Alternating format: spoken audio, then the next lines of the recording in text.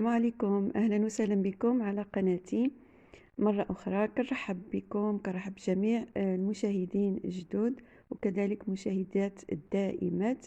كنقول لكم رمضان مبارك كريم وعواشركم مبروكة. كنتمنى إن شاء الله الله سبحانه وتعالى يتقبل منا الصلاة والصيام والركوع والسجود والدعاء يا رب آمين. اللهم لا تحرمنا من القيام ومن الصيام يا رب العالمين. أجمل يوم وأجمل أجمل أيام وأجمل شهور هو شهر رمضان. سبحان الله اللي كيبغيه الكبير والصغير. البنات اليوم غادي نشارك معكم واحد الكيكة اللي كتجي لذيذة بزاف. ان شاء الله يا ربي غادي نمشيو للمقادير كلنا وكذلك نشوفوا حتى الطريقه اللي صوبت بها هاد الكيكه. بقاو معايا ما تمشيو لاين.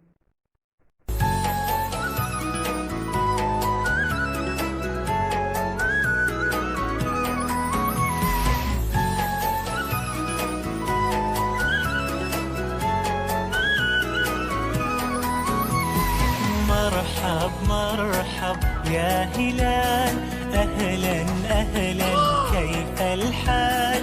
قد غبت وإليك اشتقنا. اذا البنات كنحتاجو هاد الكيكه. هذه هي كيكه عائليه، غادي نعمل فيها 4 ديال البيضات وغادي نطربهم مزيان. من بعد غادي نضيف كأس مملوء بالزيت، نصفه ديال الزيت والنص ديال الاخر ديال الحليب. وكذلك غادي نبدا نطرب على هذا الشكل هذا كيف ما كتشوفوا. غادي نجيب دابا السكر. بالنسبه للسكر البنات انا ما غادي نعملش بزاف، هنايا عملت فقط 4 ديال المعالق ماشي كبارين، يعني نقدروا نقولوا تقريبا نصف ديال الكأس ديال السكر، لأن هي فيها حلاوة فما بغيناش تكون حلوة بزاف. من بعد ما غادي نطربها مزيان غادي نضيف لها الدقيق دائما كيبقى على حسب الخليط ديالنا او السوائل اللي كتكون عندنا. هنا غادي نضيف خميره ونصف ديال الخمره اللي كتشوفوا هذه ديال انا كنستعملها دائما. وغادي نضيف كذلك واحد الساشي ديال الفلان، المذاق ديالو ديال الفريسه. وغادي نبقى نطرب هيدا على هذا الشكل هذا كيف ما كتشوفوا حتى يتعدل القوام ديالها وتكون جاهزه اننا نعملوها في القالب اللي غادي تدخل الفرن.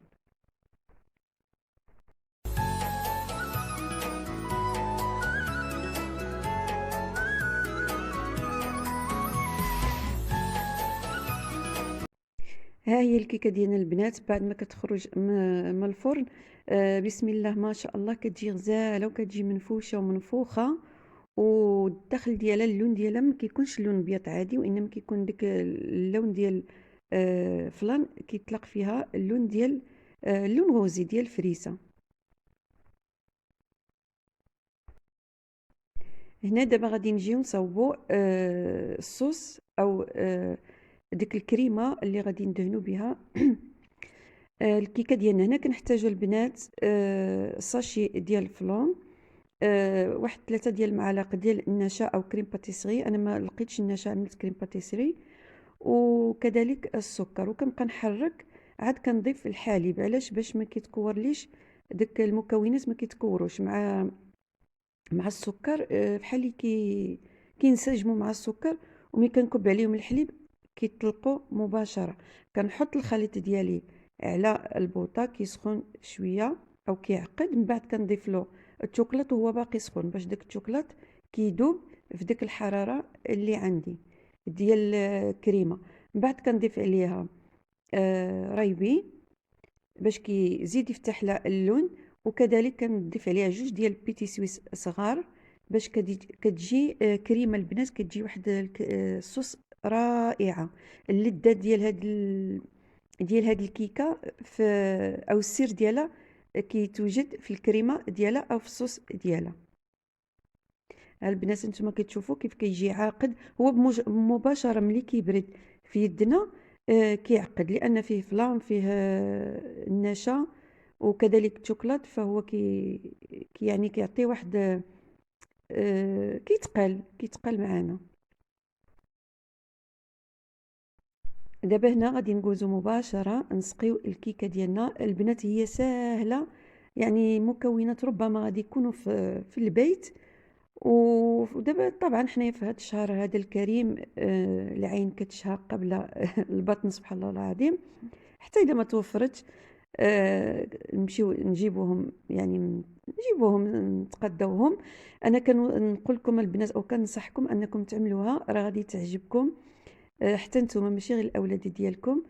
والطريقه ديال الزينه البنات كتبقى طريقه جد سهله. انا زينتها بالفريسه وداك الفواكه هادو صراحه ما عرفت لهمش السميه ديالهم، وكتجي على هذا الشكل هذا. نخليوها شويه تبرد البنات عاد نقدموها، كتجي رائعه. انا كنتمنى ان شاء الله اللي شافها يجربها، راه كتجي روعه روعه روعه. صافي انا البنات كنعملوها في الطبق ديال التقديم وكنخليوها تبرد شي شويه. صراحه لا انا ما دخلتهاش النيبيره ولا الثلاجه، ما دخلتهاش، خليتها غير برا.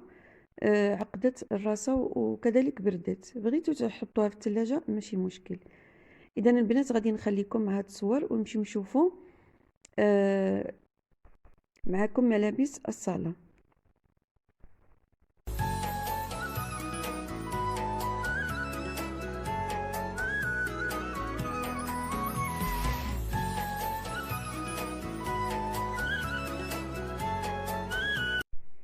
غنشارك معكم البنات لباس ديال الصلاه ديالي ديال هذا العام هذا.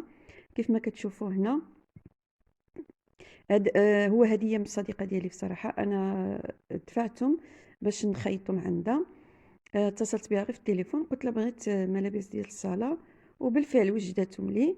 يعني انا اللي طلبتهم منها، بالفعل وجدتهم لي. ملي مشيت المفاجاه اللي كانت هو انها ما بغاتش تخلص مني، فقالت لي انا غادي نقدمهم لك هديه. صراحة كانت أجمل هدية تقدمت لي. والإنسان يعني اللي غادي يقدم لك هذه الهدية هذه، سواء ملابس الصلاة أو القرآن أو التسبيح، سبحان الله العظيم كيكون إنسان بالفعل كيبغيك وكيبغيك لله سبحانه وتعالى وكيبغيك في الله. فالإنسان اللي باغي يشوفك واقفة أمام الله سبحانه وتعالى بلباس جديد، بلباس محتشم، ماشي شفاف، أنيق جميل، واقفة به بين يدي الله سبحانه وتعالى وانتينا كتصلي، فراه شي حاجة عظيمة يعني في العلاقة ديال الصداقة. والأخت مريم هذه مدة ديال أكثر من 10 سنوات وحنا معاشرين ولله الحمد. هي صديقة ديالي وكنحسبها أخت ديالي، ماشي فقط بيناتنا غير الهدية، ولكن شاركنا أشياء كثيرة مع بعضياتنا. وكنقول لها شكرا شكرا، الله يجازيك بخير، الله يجعلها لك في الجنة بإذن الله. البنات هي كتخيط هاد الملابس هادو، تبارك الله ما شاء الله، عندها خياطة متقونة. واش غادي نقول لكم، سبحان الله العظيم، حتى المعامله ديالها معامله انسانه طيبه. الاخت مريم اللي كيعرفها راه هي يعني غنيه عن التعريف في الطريقه ديال المعامله ديالها. ماشي فقط حيت هي هدات لي باش كنقول لكم يعني انها انسانه مزيانه، ولكن انا كنت باغيه نشارك معكم هاد الملابس هادو. سبحان الله ملي جاو هديه قلت ضروري انني نشكرها يعني في امامكم، فهي تستاهل. سبحان الله العظيم. اذا اللباس انا لبسته معكم، شوفوا الطريقه كيف كيجي. بالنسبه للاكمام عجبوني بزاف البنات، لان ملي كنجيو نكبروا كنكونوا لابسين العبايه ديال الصلاه، الكمام كيرجعوا اللور وكيتيحوا، بالخصوص اذا كان مثلا ما لابسينش البودي ولا شي حاجه فكيبان اليدين ديالنا في الصلاه. فهذا الحمد لله هذه الطريقه ديال الجباده جات مزيونه بزاف. بالنسبه للعنق، العنق جا مشدود البنات، عامله هي فيه ديك الريده فقط كزينه. واللباس عملته طويله البنات باش حتى اذا ما كانش مثلا الانسان لابس تقاشر ولا شي حاجه الرجلين ديالو ما كيبانوش.